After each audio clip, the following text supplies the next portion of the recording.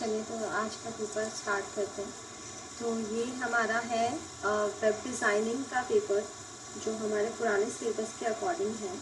But इसके अंदर बहुत स्पेसिफिक क्वेश्चंस, यानी कि बहुत ज़्यादा क्वेश्चंस हैं, क्योंकि पुराना सिलेबस था तो उसके अंदर कोडिंग भी थी, HTML CSS की कोडिंग। तो अभी आपका जो HTML CSS की कोडिंग है वो अलग टॉपिक में है, अलग सब्जेक्ट में है। तो इसमें जस्ट जो इंटरनेट से रिलेटेड जो पार्ट है वो हम इसमें करेंगे। ओके, तो फर्स्ट बताइए, which is the first internet search engine?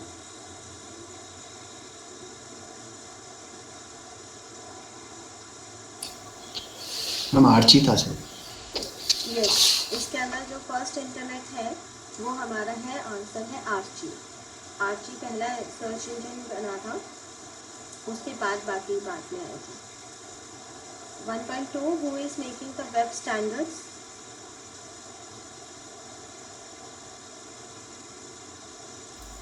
सी जो हमारे the web world stand, wide web.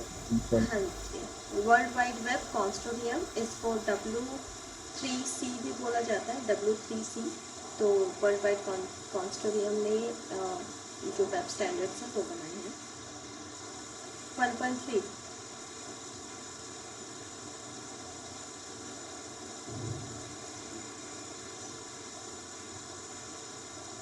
अब देखो ये कोडिंग से रिलेटेड आ गया। To set up the window to capture all the click event we use which of the following statement?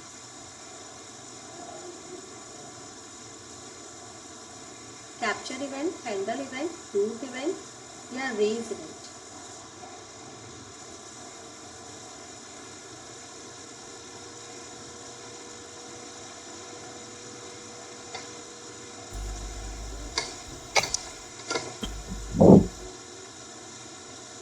बताइए इसका आंसर। कैप्चर करने के लिए कैप्चर करने के लिए, capture all the click capture event. Capture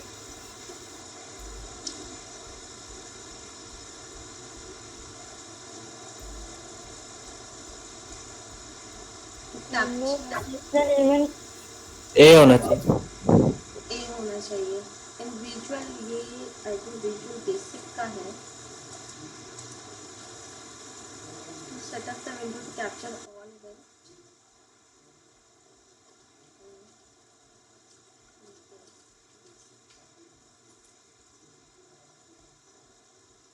control to click event,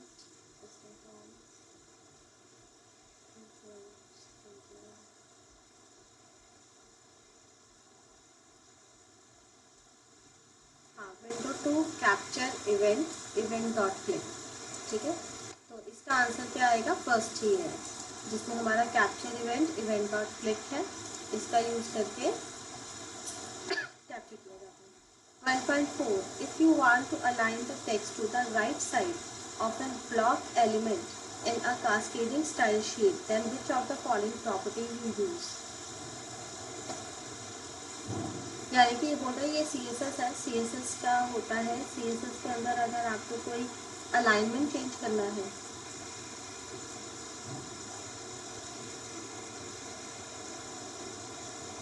तो हम कौन सा कोड लिखेंगे? Right alignment, justify, left alignment या text align?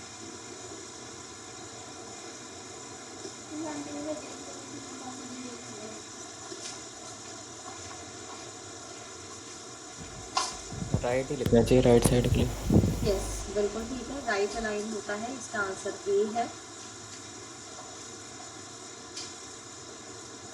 Next 1.5, router operate at which layer? Network. Network. Yes, router operate at network layer. 1.6, data communication system spanning state, countries or the whole world is? Van. Van. when B। तो B में हमारा state, country, whole world सबको communicate करता है when में। Wide 1.7, area. 1.7, WAN, wide area network, B। 1.8 TDM slot are further divided into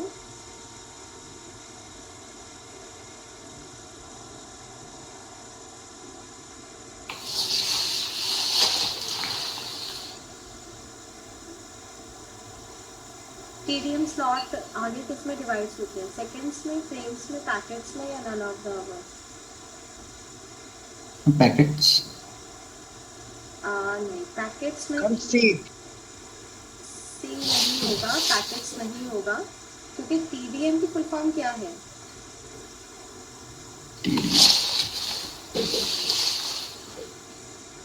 TDM की full form पता है किसको?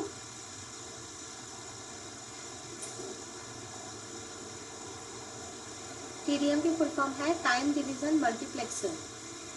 ये मल्टीप्लेक्सर टाइम डिवाइड करता है, तो टाइम डिवाइड करेगा तो ये फर्दर किस में डिवाइड होगा? सेकंड्स होगा, सेकंड्स में होगा। ए है इसका आंसर, ठीक है। TDM में क्या होता है कि टाइम डिवीजन जो मल्टीप्लेक्सर है, इसमें जब भी जो डेटा इस मल्टीप्लेक्सर से जब भी डेटा जाता है तो ये मल्टीप्लेक्सर टाइम डिवाइड करता है हर एक डेटा को भेजने के लिए। हर एक डेटा को एक टाइम स्लॉट प्रोवाइड करेगा, उसी स्लॉट में वो डेटा आगे पास ऑन होता है। तो TDM हमारा डिवाइड होता है seconds. 1.9 flow control is performed eight which the following layer?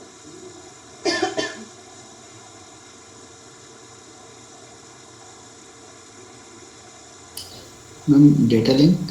Yes, बिल्कुल ठीक, data link.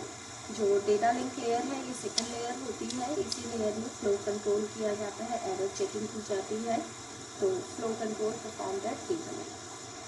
1.10 in the layer hierarchy as the data packets move from the upper to lower layer, header are?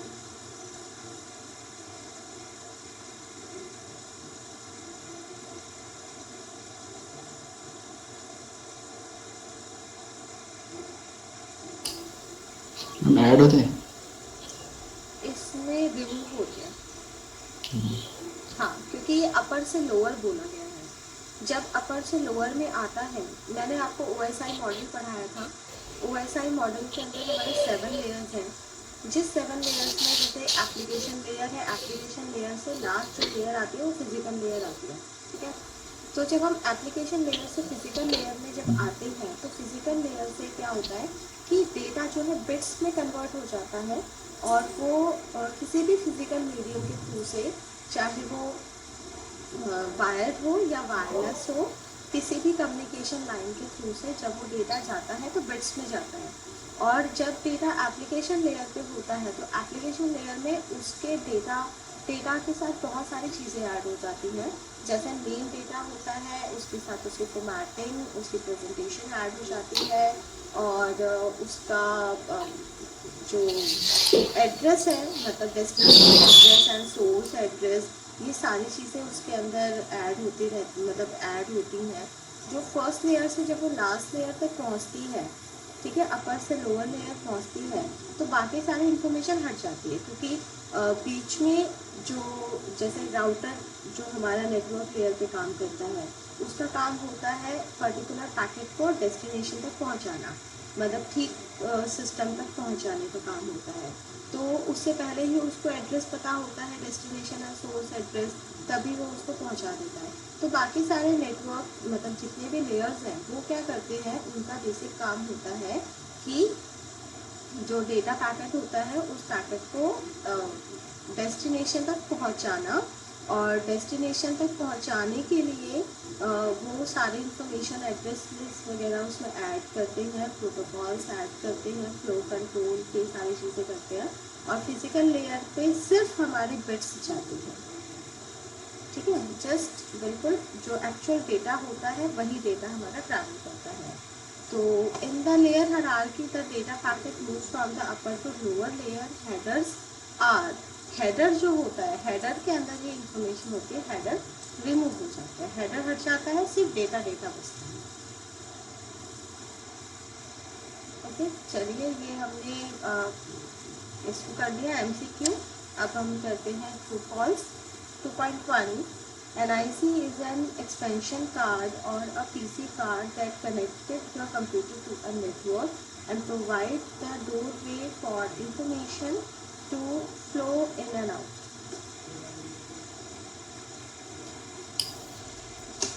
True. True है. 2.2, a switch is a device that connects the multiple computer into a network in which the multiple communication links can be in operation simultaneously. True. Links can be operation simultaneously. हाँ, तो इसमें भी हमारा true है. 2.3, firewall is a software or hardware that protects a computer or network from intruder. True. ये true है क्योंकि firewall हमारा प्रोटेक्ट करता है.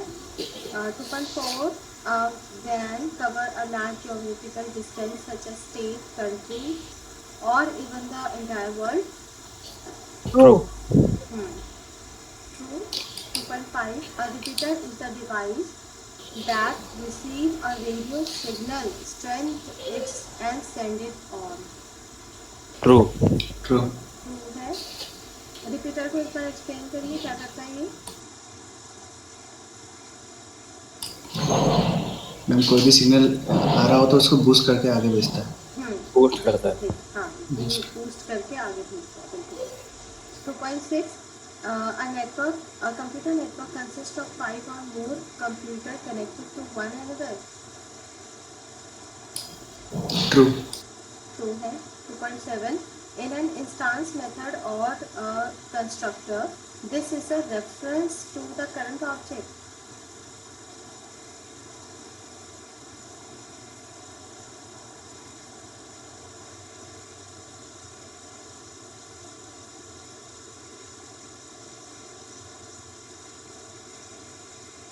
Anyone have the idea? कि constructor में in this instance method or a constructor, this is the reference to the current object. Actually ये जो क्वेश्चन है ये क्वेश्चन नेटवर्क से रिलेटेड नहीं है, ये प्रोग्रामिंग से रिलेटेड है. तो इसमें जो बात हो रही है दिस ऑब्जेक्ट की. हाँ जी बताइए.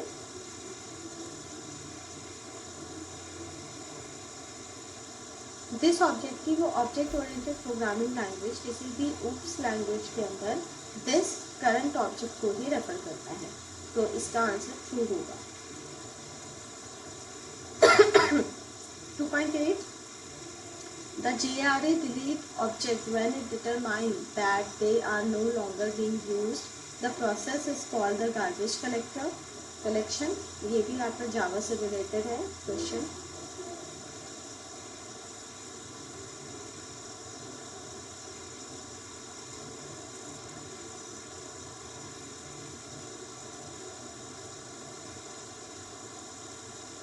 इसका किसी को आइडिया है?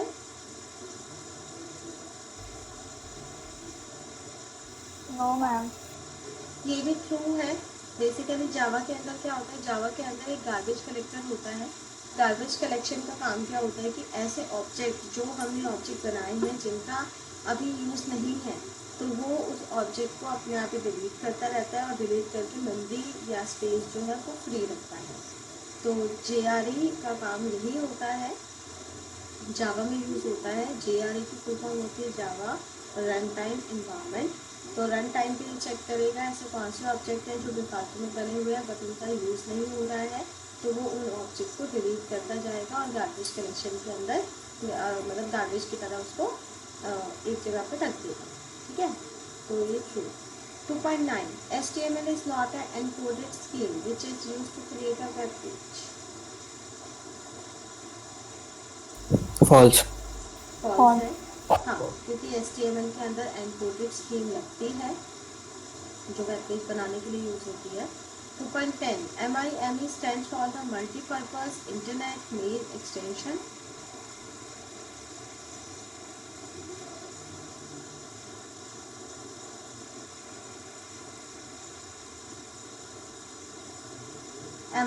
MIME की फुल फॉर्म क्या होती है? Multipurpose internet mail extension. हाँ जी. True. ये ट्रू है. MIME की फुल फॉर्म यही होती है। जी। हाँ जी, चलिए अब हम बात करते हैं मैथ्स के कॉलम की।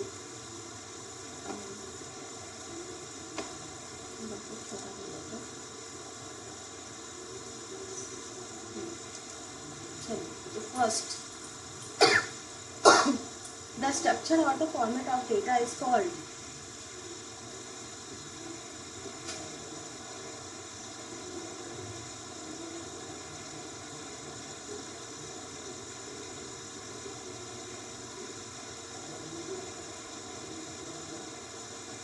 किसी भी डेटा के स्ट्रक्चर या फॉर्मेट को क्या बोला जाता है?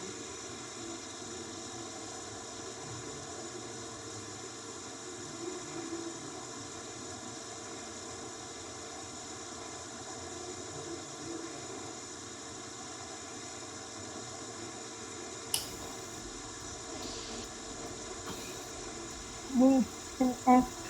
मैम हाँ जी, ma'am syntax. Yes syntax, D इसका आंसर है।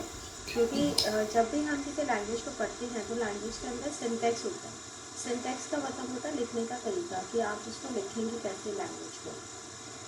तो उसमें डेटा का स्ट्रक्चर फॉर्मेट दोनों ही चीज़ें आती है। डेटा का स्ट्रक्चर किस हिसाब से होना चाहिए, ये सारा सिंटैक्स में बताया जाता है लैंग्वेज पे। 3.2, communication between a computer and a keyboard involve.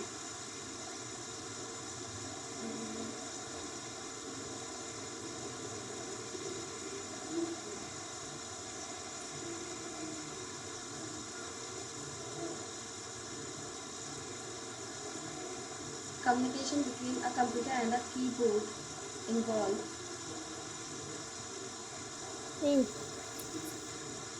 Like simplex. नहीं, सिंप्लेक्स नहीं होगा।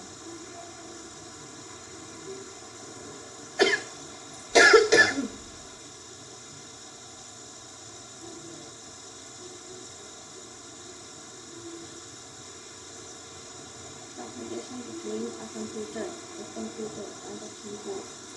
कंप्यूटर और कीबोर्ड के बीच में कम्युनिकेशन करने के लिए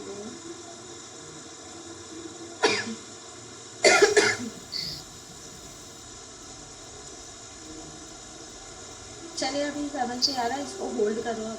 अभी होल्ड करते हैं, इसको हम देखेंगे। 3.3, द फर्स्ट नेटवर्क।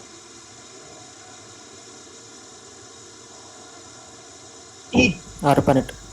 ARPANET, ई बिल्कुल ही। जो पहला नेटवर्क बना था वो ARPANET बना था। 3.4, a set of rule that govern the data communication.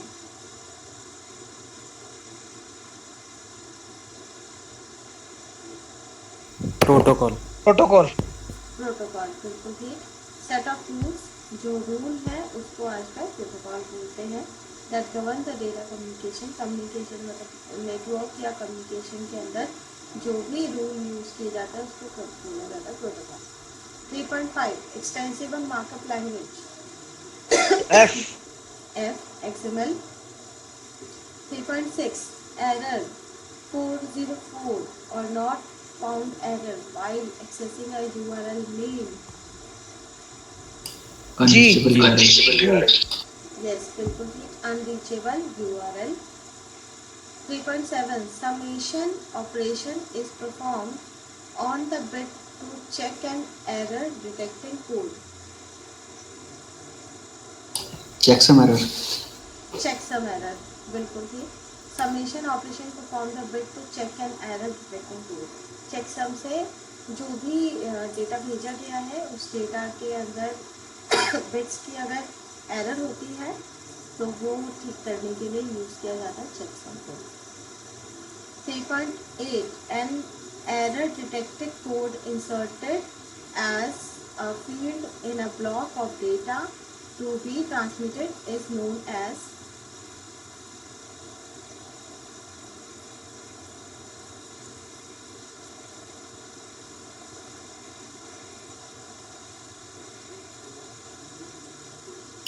Frame check sequence में check sequence।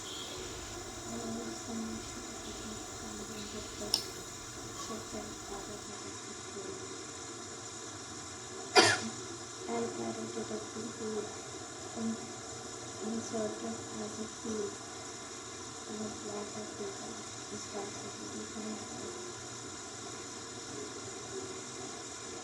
I think उल्टा हो जाएगा. Error detecting code inserted in a field. जो हम ट्रांसमिट करते हैं, जो एरर डिटेक्ट करने के लिए कोड होता है, वो होता है चेकसम. और the submission operation is performed with to check an error code. वो फ्रेम चेक सीक्वेंस होना चाहिए.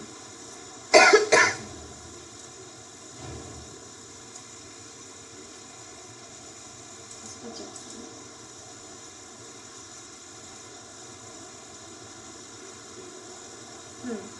चेकसम. तो 3.8 का आंसर आपका चेकसम रहेगा. ठीक है, 3.8 में.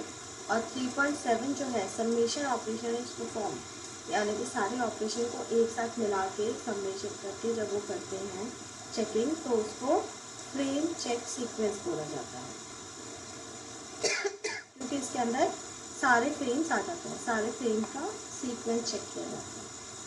ठीक है, तो 3.7 का हो गया एच एंड 3.8 का हो गया बी.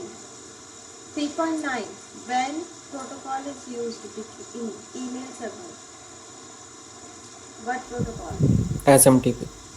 SMTP, बिल्कुल ठीक. 3.10 frames from one LAN can be transmitted to another LAN via the device. Router.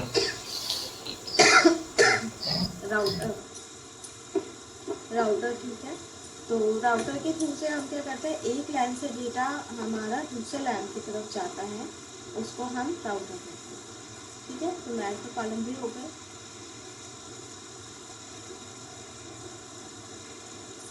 अब बताइए फिर in the blanks.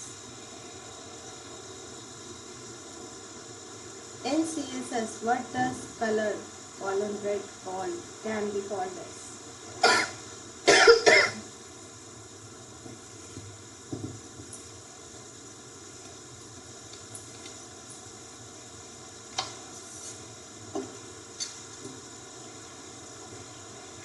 Ma'am collection हो सकता है.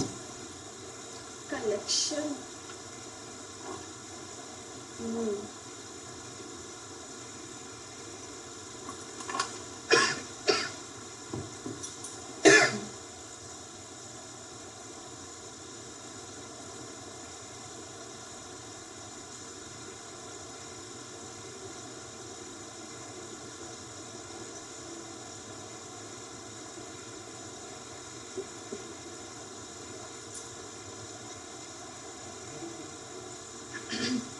CSS.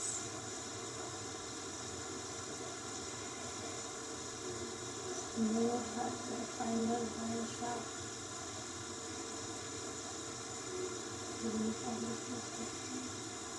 Declaration. External media. Concept connection.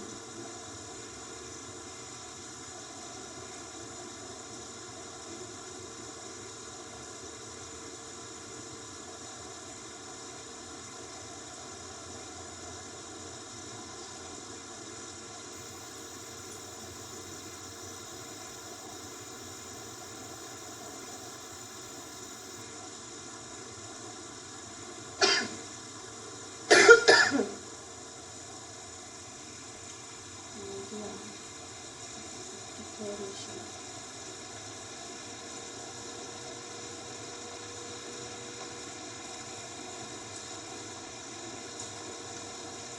Declaration.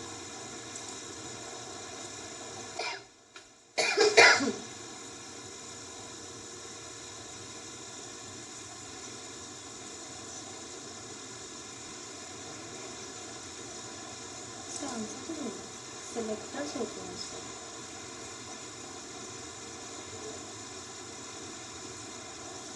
इसको सिलेक्टर्स बोला जाता है basically.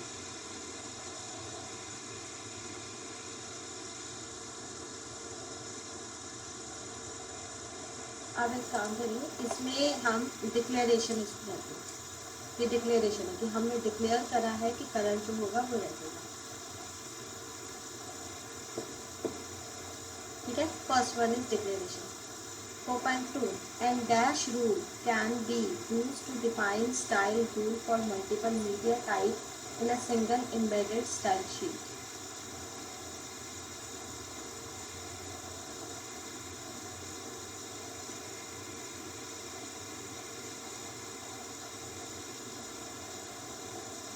Media A media rule can be defined to style for the multiple media type of a single embedded style sheet. बिल्कुल ठीक, इसमें आएगा मीडिया।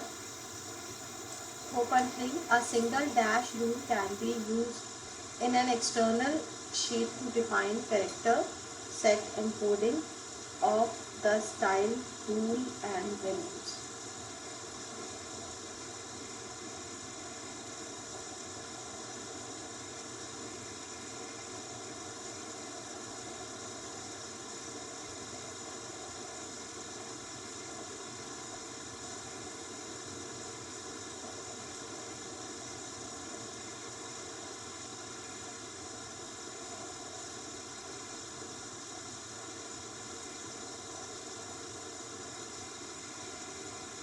बताइए।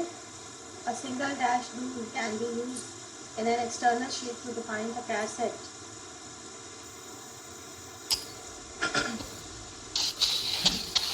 के हाँ, इसका आंसर है के कैसेट। हाँ, कैसेट से हम करेक्टर सेटिंग बताते हैं। 4.4 and dash rule is used to define the page block for printed style.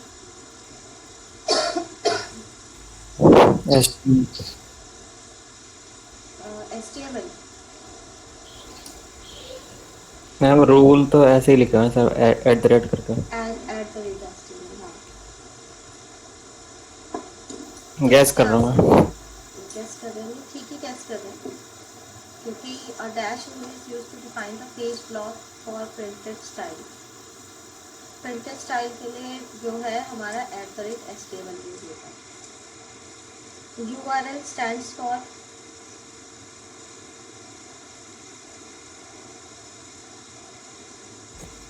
Ji, uniform resource locator. Uniform resource locator. जी। 4.6 हाँ, 4.6 TCP/IP over internet is a dash network model.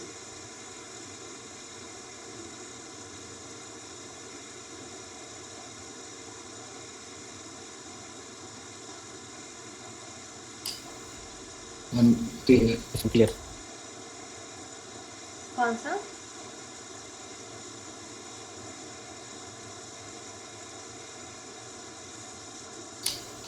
Ma'am ये ए ma'am 3 layer. 3 layer। हाँ, तो TCP/IP over the internet is a 3-layer model. Each machine on a network is called node. node. हर एक machine को हम node कहते हैं। Mac is a property of computer. Hardware. Mac is a property of computer hardware. बिल्कुल ठीक। Range for class C IP address is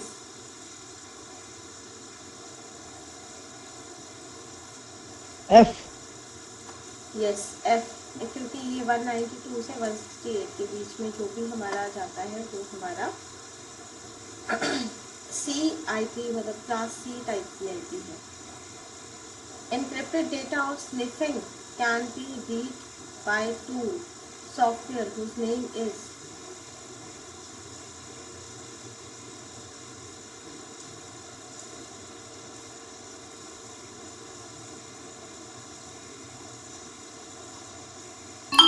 Wireshark. हाँ जी,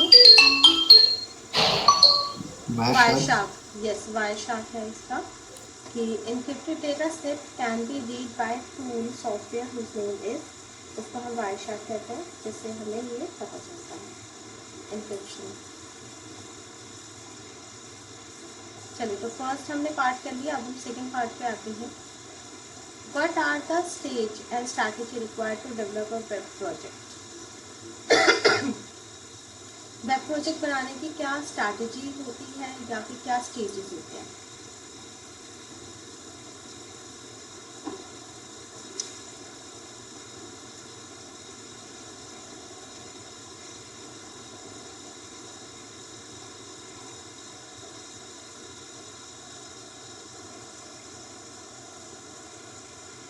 बताइए, कुछ आपको पता है कि अगर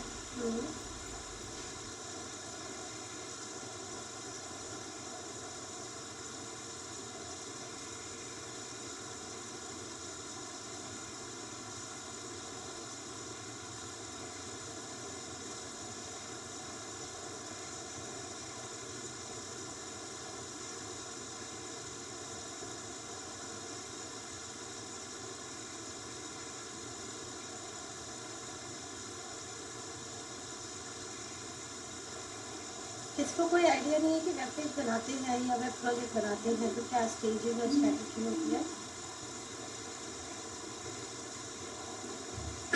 देखिए, वेब प्रोजेक्ट बनाने का मतलब होता है कोई भी वेबसाइट अगर आप बना रहे हो तो वेबसाइट बनाने के लिए पहले स्टेज होती है कि वेबसाइट पहले तो किस टॉपिक पे बनाई जा रही है, ठीक है, किसके लिए बनाई जा रही है, किस एज ग्रुप के लिए बनाई जा रही है। उसी के बेसिस पे हम कुछ स्टेजेस डिफाइन करते हैं। स्टेज में सबसे पहले होता है कि जब भी वेब पेज बनाया जाता है तो वेब पेज का लुक एंड फील डिसाइड किया जाता है और जो वेब पेज का लुक एंड फील है, जो कलर, जो इमेज आप दे रहे हैं, वो डिपेंड करता है वेबसाइट के कंटेंट पर। अगर आप वेबसाइट का कंटेंट बहुत सीरियस किसी मैटर पे रख रहे हैं तो बैकग्राउंड कलर और वो भी उसी हिसाब से होगा। और अगर आप मान लीजिए कोई एक ऐसी वेबसाइट आप बना रहे हैं जिसमें जोक्स है या कुछ इस टाइप का फनी है कंटेंट, तो उसका जो इमेजेस या वॉलपेपर जो भी उस पर यूज़ किया जाएगा वो उसी टाइप की होगा। सेकेंड, वेबसाइट बनाने के लिए सबसे पहले स्टार्टिंग में ये स्ट्रैटेजी डिफाइन की जाती है कि वेबसाइट किस पे बनाया जाएगा, ठीक है, कौन कौन टीम में है, टीम डिसाइड की जाती है।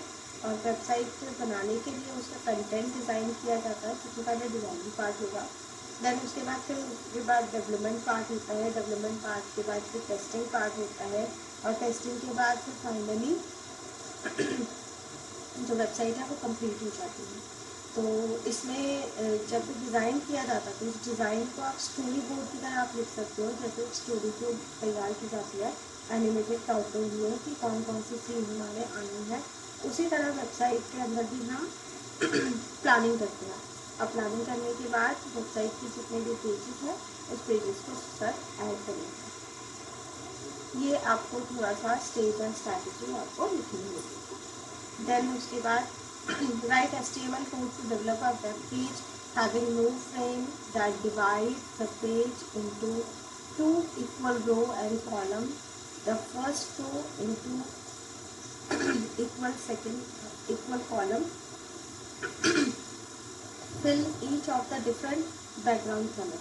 तो ये वाला जो क्वेश्चन है ये बेसिकली प्योरली आपका लैंग्वेज से रिलेटेड है, प्रैक्टिकल रिलेटेड है। तो प्रैक्टिकली जब एग्ज़ाम में आता है तो आपको लिखना ही पड़ेगा, ठीक है, वहाँ पे हमें लिखना पड़ता है, कोडिंग करनी पड़ती है। तो कोडिंग का है, अभी आप लोगों को नहीं पता तो नहीं। Next, explain the utility of Java as internet programming.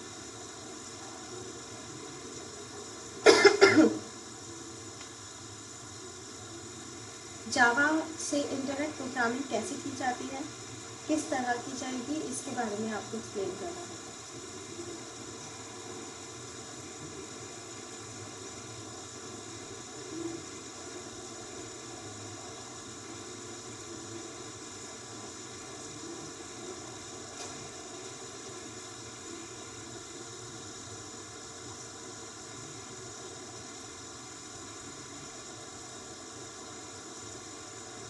सभी है या नहीं है?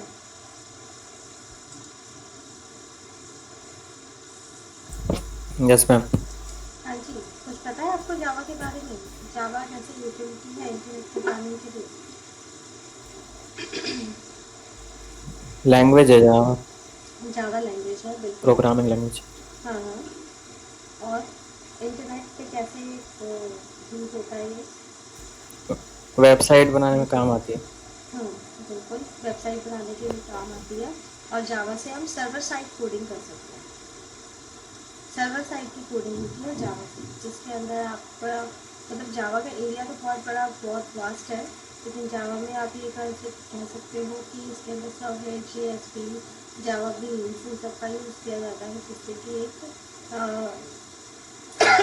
जैसे जो वेबसाइट है वो हमारी बनती है, सर्वर साइड की प्रोग्रामिंग की जाती है, सर्वर से कैसे कनेक्टेड होगी ये प्रोग्रामिंग की जाती है। तो यहाँ पे आपको इसको एक्सप्लेन करना है। 4 नंबर का क्वेश्चन है, तो बहुत ज़्यादा एक्सप्लेन नहीं करना। Next, define the term website, web page, web server, URL and home page in their explanation. Explain system, home page and also explain the system. Website, web page, web server, URL और home page, ये क्या होता है?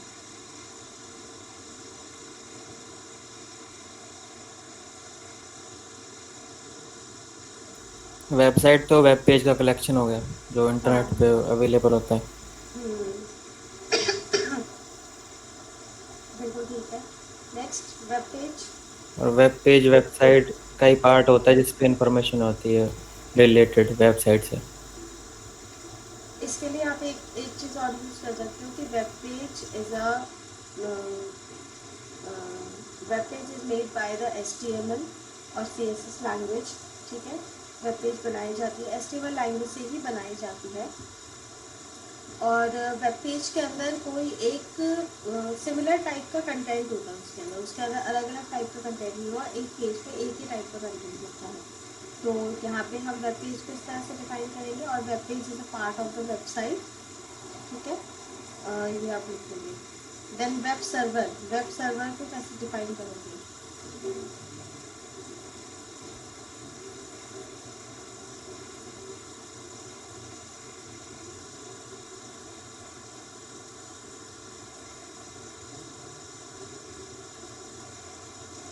बताइए, server को कैसे define करेंगे? Website तो वेबसाइट विदाउट सर्वर रन नहीं कर सकते। हाँ हाँ,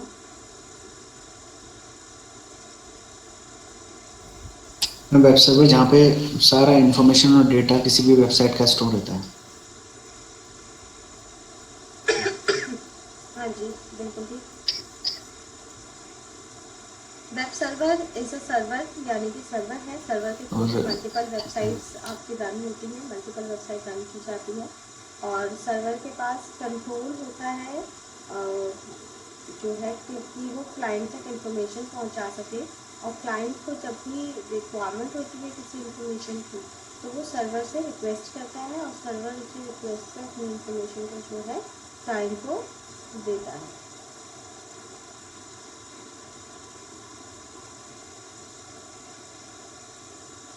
URL और होम पेज, इसको क्या बताओगे?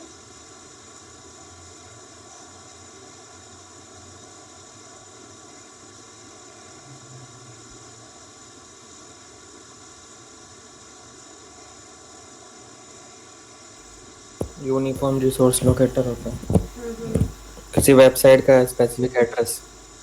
बिल्कुल ठीक। वेबसाइट का स्पेसिफिक एड्रेस जो होता है वो URL होता है, और URL को ही एंटर करके हम कोई वेबसाइट ओपन कर सकते हैं। होम पेज, वेबसाइट का फर्स्ट पेज। हाँ, किसी भी वेबसाइट का जो फर्स्ट पेज होता है उसको हम होम पेज कहते हैं। होम पेज के अंदर ही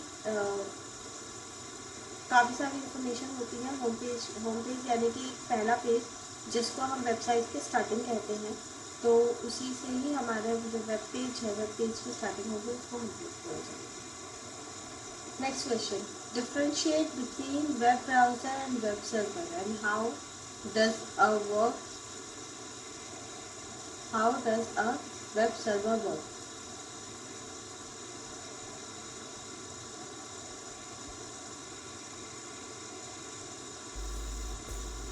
browser application software. Browser application software होता है, बिल्कुल। अब ब्राउज़र से नेट सर्फ करते हैं हम। इंफॉर्मेशन सर्च करते हैं। ब्राउज़र से इंटरनेट को सर्फिंग की जाती है। ये डिफरेंस पूछा है, difference between browser and server. तो एक एक पॉइंट आपको बताना है, इसमें पॉइंट्स में आपको आंसर देना पड़ेगा।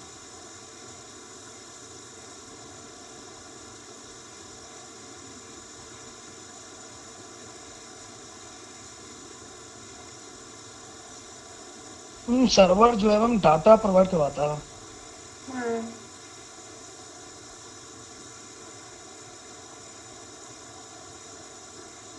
बिल्कुल ठीक। सर्वर हमें डेटा प्रोवाइड करता है। रिलेटेड एक दूसरे से, वेब सर्वर और वेब ब्राउज़र। वेब ब्राउज़र में आप लिखेंगे कि web browser is a client, ठीक है। जो क्लाइंट क्या करता है, वेब सर्वर को रिक्वेस्ट भेजता है किसी इंफॉर्मेशन के लिए, और वेब सर्वर उस रिक्वेस्ट को एक्सेप्ट करता है, और एक्सेप्ट करने के बाद जो भी रिक्वायरमेंट के अकॉर्डिंग जो रिज़ल्ट होता है, वो रिज़ल्ट वेब ब्राउज़र या क्लाइंट को वापस देता है, ठीक है। जो ब्राउज़र है वो ब्राउज़र विदाउट सर्वर रन नहीं हो सकता, और सर्वर भी सर्वर हमेशा जो वेब ब्राउज़र है उसी से कनेक्टेड होते हैं, और कनेक्ट करने के बाद उन्हीं की रिक्वेस्ट को फुलफिल करते हैं। इसका नेक्स्ट पार्ट है, how does a web server work.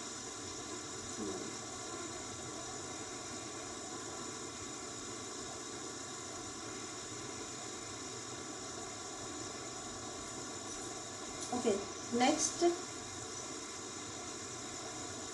How does a web server work. Web server कैसे काम करते हैं, वेब सर्वर की वर्किंग बतानी है कि वेब सर्वर एक सेंट्रलाइज लोकेशन होती है, जिस लोकेशन से सारी वेबसाइट की इंफॉर्मेशन होती है। जब भी सर्वर जब भी क्लाइंट रिक्वेस्ट करता है, तो वो रिक्वेस्ट डायरेक्टली सर्वर पे जाती है, और सर्वर के पास अवेलेबल जितना भी डेटा है, उस डेटा को प्रोसेस करने के बाद जो है सर्वर रिजल्ट भेजता है क्लाइंट को भी। नेक्स्ट, उसके बाद list the protocol device and unit of the data at each TCP/IP layer. TCP/IP layer के अंदर कौन से प्रोटोकॉल काम करते हैं, कौन से डिवाइस काम करते हैं, हर एक डिवाइस का क्या काम है, ठीक है, ये बताना है, एक्सप्लेन करना है। तो सभी बता देंगे TCP/IP का।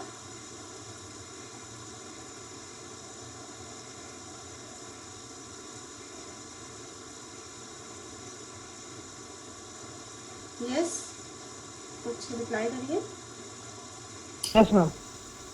बता Yes, ma'am. देंगे, ओके, ठीक है। इसको मैं एक चीज़ और दिखा देती हूँ। TCP,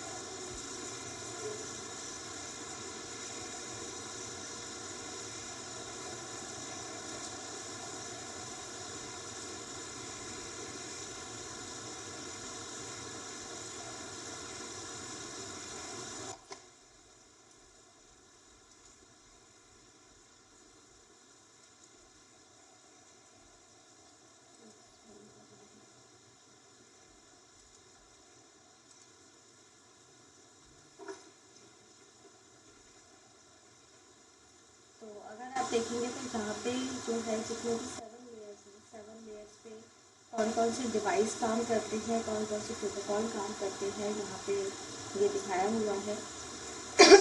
व्यू उतना सही नहीं। जैसे 7th लेयर जो एप्लीकेशन लेयर है, इस पर डिवाइस काम कौन करते हैं, फायरवॉल, गेटवे, ये काम करते हैं। और इसमें जो प्रोटोकॉल है, SMTP, POP, IMAP, DNS, DSCP, FTP, STTP, FT, TFTP, ये सारे हमारे प्रोटोकॉल काम करते हैं। और यहाँ पे ही TCP/IP लेयर भी बनाई गई है। TCP/IP के एप्लीकेशन जो लेयर है वो ये तीनों लेयर मिलाते हैं, एप्लीकेशन, प्रेजेंटेशन और सेशन लेयर। तो इनके जितने भी प्रोटोकॉल हैं वो सारे इस एप्लीकेशन लेयर पे काम करते हैं। जैसे इमेज का हो गया JPG या MIMP, ठीक है। और इसमें SQL, NSF, AS, RPC ये हो गया। नेक्स्ट उसके बाद आता है ट्रांसपोर्ट लेयर। फोर्थ लेयर होती है ट्रांसपोर्ट, इसमें सेकेंड लेयर होती है ट्रांसपोर्ट TCP/IP पे। और इसके अंदर जो काम करते हैं वो TCP UDP काम करते हैं। और इधर जो है डिवाइस फाउंड में इधर फायरवॉल काम करता है, ताकि प्रेजेंटेशन और सेशन लेयर पे कोई भी डिवाइस काम नहीं करता। नेक्स्ट उसके बाद आता है नेटवर्क लेयर। नेटवर्क लेयर पे काम करता है राउटर। और राउटर जो काम करता है वो IP प्रोटोकॉल पे काम करता है। यहाँ पे इसका जो TCP/IP में लेयर का नाम है उसका भी नेटवर्क ही नाम है, network layer. Then data link. Data link में आपका स्विच और ब्रिज काम करता है। इसी में Ethernet, TTP, SDLC, ATM, frame relay, ये सारे हमारे प्रोटोकॉल काम करते हैं। और लास्ट हमारा फिजिकल लेयर। फिजिकल लेयर में हब, रिपीटर और ट्रांस रिसीवर किसी की भी ज़रूरत नहीं होती, ठीक है। मतलब बेसिकली ज़रूरत इन्हीं की होती, हब है, ट्रांस रिपीटर है, क्योंकि जब हम लैन कनेक्ट करते हैं तो इन्हीं का यूज़ करते हैं। और इसके अंदर ये वाले हमारे मॉडर्न स्टैंडर्ड्स काम करते हैं, RJ45, SD, SC करते हैं। और यहाँ TCP/IP में इस लेयर का नाम है नेटवर्क एक्सेस लेयर।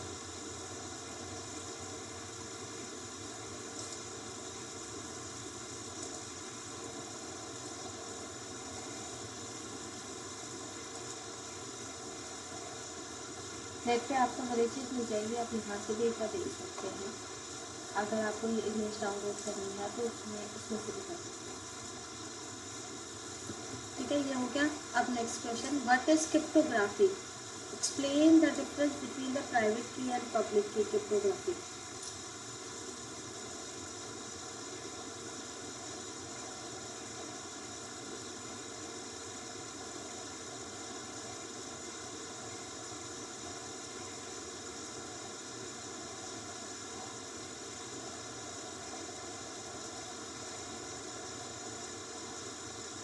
अगर आप लोगों को नहीं आता तो मुझे बताइए, मैं बताती हूँ क्रिप्टोग्राफी का मतलब नो क्या आइडिया। No ma'am. ओके। देखिए क्रिप्टोग्राफी क्या होती है। क्रिप्टोग्राफी एक ऐसी टेक्निक होती है जिसमें कोई एक जो डेटा है, हिडन डेटा, वो पास ऑन किया जाता है क्रिप्टोग्राफी में, या डेटा को हाइड करके पास किया जाता है। क्रिप्टोग्राफी बेसिकली एक मेथड होती है, जैसे कि आपने ट्रांजैक्शन कर रहे हो आप, या आपने अपना ईमेल एड्रेस खोला। ईमेल एड्रेस जब आप ओपन करते हैं तो जब भी आप अपनी मेल ओपन करते हैं तो आप अपनी ID डालते हो और उसके साथ साथ उसका पासवर्ड भी आप उसमें इनपुट आप देते हो। तो वो इंफॉर्मेशन जो है सर्वर के पास जाती है। सर्वर उसको क्या करता है, वेरीफाई करता है यस यूज़र नेम पासवर्ड दोनों करेक्ट है। और जब वो इंफॉर्मेशन वेरीफाई हो जाती है तो वही इंफॉर्मेशन मतलब फिर आपकी जो मेल है वो ओपन होती है, ठीक है, मेल ओपन होती है। तो ये जो डेटा है, जो पासवर्ड हमारा जा रहा है सर्वर के पास और सर्वर उसको चेक करके जब भेज रहा है, तो इस टेक्निक को यानी कि कोई भी फिर इससे तो पासवर्ड हैक कर सकता है, क्योंकि नेटवर्क पे तो वो खुलेआम जा रहा है, ठीक है। तो यहाँ पर क्या होता है, यहाँ पे एक टेक्निक अपनाई जाती है क्रिप्टोग्राफी की। क्रिप्टोग्राफी का मतलब होता है कि जो ओरिजिनल डेटा है उस ओरिजिनल डेटा को हाइड करके या जैसे मर्जी करके तोड़ मरोड़ के किसी तरह से उस डेटा को बस सर्वर तक पहुंचाना, बट सिक्योर वे में पहुंचाना, ताकि बीच में कोई उसको हैक न कर पाए। तो जब जो भी डेटा हमारा पास किया जाता है, जब उस डेटा को चेंज कर दिया जाता है ट्रैवलिंग के टाइम पे, ठीक है, ट्रैवलिंग के टाइम पे, तो इसको इस प्रोसेस को क्रिप्टोग्राफी बोला जाता है, ठीक है। सबको समझ में आया क्रिप्टोग्राफी का मतलब? Yes ma'am. यस जब मैम। हाँ, जब हम ऑनलाइन ट्रांजैक्शन भी करते हैं, जैसे आपने पेमेंट करी, पेमेंट गेटवे में इनका बहुत यूज़ होता है। जब हम पे कर रहे हैं, हम अपने कार्ड की डिटेल डाल रहे हैं, हम CVV डिटेल डाल रहे हैं, फिर उसके बाद हम पासवर्ड, OTP, ये सारे इन्फॉर्मेशन हम इनपुट करते हैं। तो जो भी सेंसिटिव डेटा है, ये सेंसिटिव डेटा जब नेटवर्क पर ट्रैवल करता है तो एनीवन कैन हैक, उसको हैक किया जा सकता है। तो यहाँ पे क्रिप्टोग्राफी का यूज़ करके उस डेटा को बदल ही दिया जाता है। वो डेटा जब ट्रैवल होता है तो किसी अलग ही नाम से अलग ही वो डेटा हो जाता है, लेकिन जब वो डेस्टिनेशन पे पहुँचता है, जैसे बैंक के गेटवे पे पहुँचा, तो फिर वो अपने आप ही दोबारा से ठीक हो जाता है। तो इन दोनों को चेंज करने के लिए प्राइवेट की और पब्लिक की का यूज़ किया जाता है। प्राइवेट की, जो पर्सन काम कर रहा है, वो प्राइवेट की होती है। जैसे अगर मैंने डेटा भेजा तो यहाँ से एक प्राइवेट की काम करती है उस पर, उस डेटा पे, और वो चेंज हो जाती है। और जब वो डेस्टिनेशन पे पहुँचती है तो डेस्टिनेशन पे होती है पब्लिक की। पब्लिक की और प्राइवेट की दोनों मिलकर ही उस डेटा को दोबारा से ओरिजिनल फॉर्म में कन्वर्ट करती है। ये रहता है हमारा cryptography. Next question, what is network topology? What are the different type of network topology? चलिए फटाफट टॉपोलॉजीज के नाम बता दीजिए और उसके एडवांटेज डिसएडवांटेज भी बता दीजिए थोड़ा थोड़ा करके। स्टार बस। हेलो, हाँ जी, बताइए। स्टार बस, मैश, हाँ, हाइब्रिड, हाँ हाँ, बस, स्टार, मैश, हाइब्रिड, और एक ma'am tree, bus, star, mesh, hybrid, ma'am tree star, tree और स्टार, रिंग, रिंग रह गया, रिंग, ट्री और रिंग, रिंग रह गया, रिंग। हाँ जी हम्म, रिंग भी, हाँ। ठीक है। इनके एडवांटेज डिसएडवांटेज आप लिख लेंगे, सबके फायदे नुकसान। अच्छा, मैश टॉपोलॉजी यस मैम कर लेंगे। ओके, मैश टॉपोलॉजी को एक्सप्लेन कर सकते हैं सभी।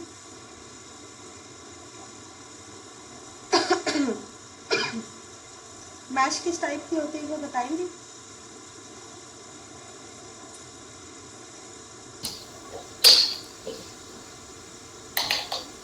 मैम स्टार और बस को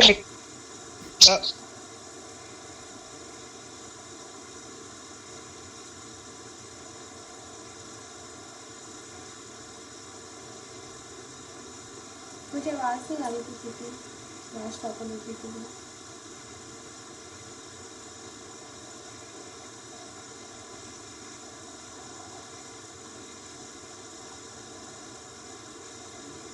मैम बस का मैशअप होता है मैम। हम्म,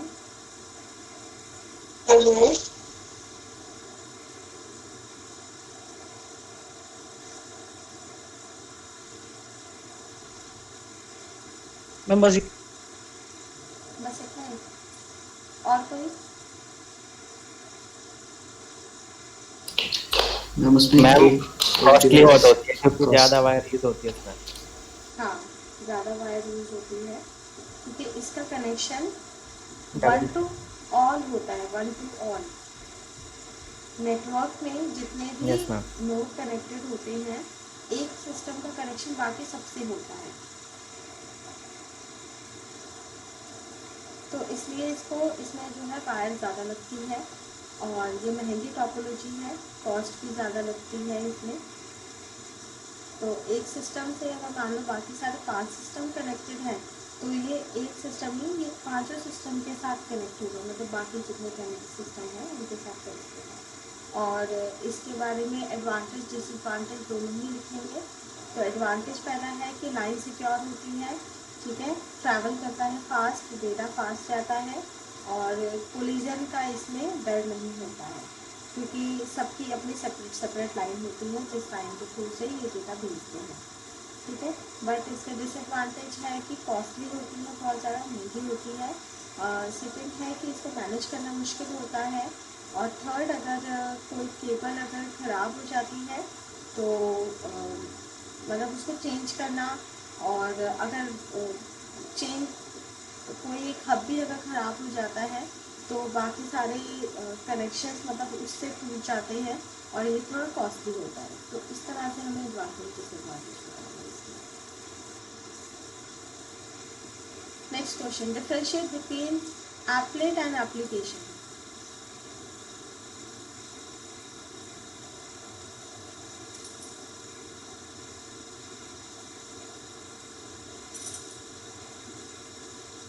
एप्लेट जो है, आई थिंक आप लोगों को नहीं पता होगा एप्लेट एंड एप्लीकेशन में क्या होता है। एप्लेट एक ऐसा प्रोग्राम होता है जो वेब ब्राउज़र की हेल्प से ही चलता है वेब पेज पे, ठीक है। एंड एप्लीकेशंस हो गए ऐप, आई थिंक एप्लीकेशंस में ऐप ही बोले गए हैं। जो ऐप हम बनाते हैं वो भी हम कोडिंग के थ्रू से बनाते हैं, लेकिन ऐप के अंदर इतनी ज़्यादा इंफॉर्मेशन नहीं होती, बहुत ज़्यादा। और एप्लेट जो है वेब ब्राउज़र की हेल्प से ये रन करता है, तो इसके अंदर वेबसाइट भी आप बना सकते हैं, मतलब वेबसाइट कंप्लीट आप कर सकते हैं इसके। नेक्स्ट क्वेश्चन है, write an HTML form that accept. अब ये भी प्रैक्टिकल क्वेश्चन आ गया। HTML में एक फॉर्म बनाना है, जावास्क्रिप्ट फंक्शन यूज़ करना है। Next, roll number and field should receive only numeric data. यानी कि अभी नेक्स्ट बता रहे हैं कि रोल नंबर और फील्ड को न्यूमेरिक डेटा देना है। और नेक्स्ट है, name field should not be empty and shall not extend to 20 in length. मतलब अब इसने क्या करा कि इसने एक फॉर्म हमें जावास्क्रिप्ट का यूज़ करके फॉर्म बनाना है और उसके अंदर कुछ वैलिडेशन ऐड करने हैं रोल नंबर के लिए और इसके लिए। अभी तो आपने जावा का कोई HTML का कोई कोड भी नहीं पढ़ा, तो इसको भी आप ध्यान देंगे। Question number 9, right short note on any 3 of the following. First, difference between the server side scripting and the client side scripting. बताइए, सर्वर साइड स्क्रिप्टिंग क्या होती है और क्लाइंट साइड स्क्रिप्टिंग क्या होती है।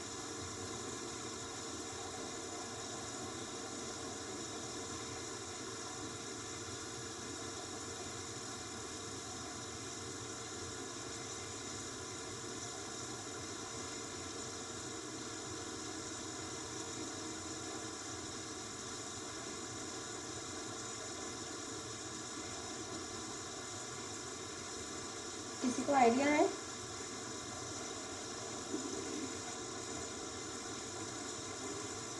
क्लाइंट साइड स्क्रिप्टिंग का मतलब होता है कि हमारी तरफ का जो भी कोड लिखा जाता है वेब पेज में, जब भी वेब पेज बनाया जाता है तो वेब पेज के अंदर कोडिंग की जाती है एक क्लाइंट की तरफ से।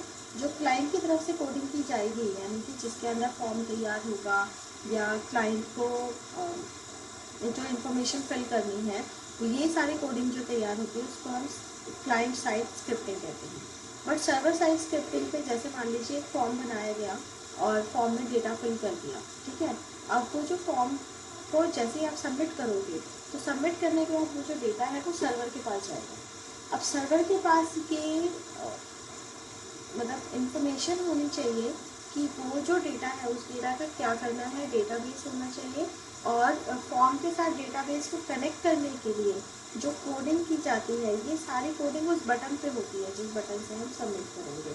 तो ये सारा काम क्या होता है, ये सर्वर साइड का सारा काम होता है कि एक एक डेटा वहाँ जाएगा, वैलिडेशन होगी डेटा की कि डेटा ठीक है या नहीं है, और फिर उस डेटा को जो है डेटाबेस के साथ ऐड कर दिया जाता है, डेटाबेस में ऐड कर दिया जाता है। तो सर्वर के एंड पे ये सारा काम होता है। इस सभी सारे काम को क्या बोला जाता है, सर्वर साइड स्क्रिप्टिंग बोला जाता है। नेक्स्ट एक्सप्लेन करना है abstract class, VB and JavaScript, session bean, domain name system.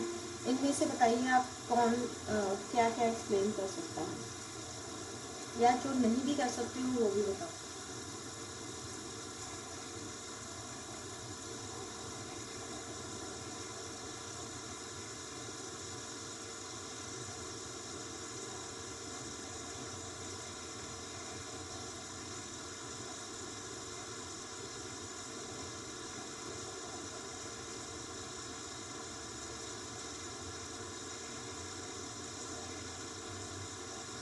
हाँ जी, मुझे किसी का रिप्लाई तो नहीं आ रहा, कोई कम से कम कोई बोलो तो सही।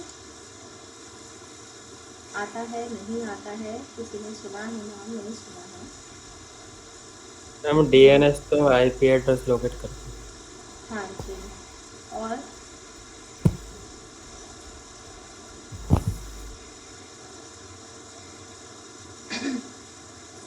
डीएनएस के बारे में और कुछ बता दो।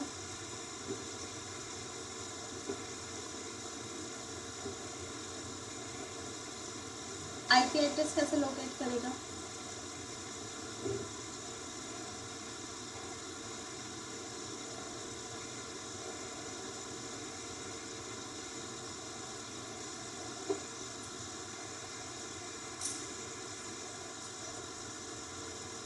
डोमेन नेम सिस्टम में होता है कि जब भी हम वेबसाइट पे काम करते हैं तो वेबसाइट का नाम होता है, हर एक का नाम होता है।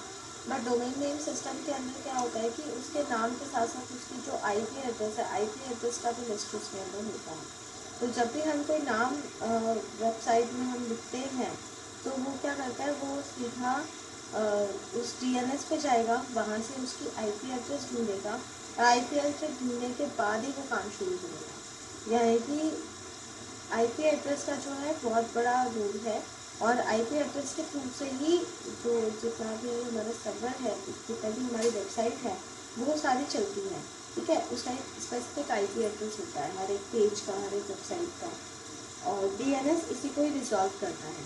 ताकि अगर हमें किसी को मेल भेजनी है या हमें किसी को मैसेज भेजना है तो वो जो एड्रेस उस पर लिखा हुआ है उस एड्रेस से वो आईपी एड्रेस पता करता है, और पता करने के बाद जो है जो हमारा मैसेज है या डेटा है वो वहाँ तक पहुँचाता है। बाकी एब्स्ट्रैक्ट क्लास वीबी स्क्रिप्ट ये लैंग्वेजेस का पार्ट है, ये जावा से रिलेटेड है। ठीक है, तो ये क्वेश्चन पेपर हमने कर दिया। इसमें सबको समझ में आ गया, मतलब कोई तो डाउट तो नहीं आई थिंक किसी को?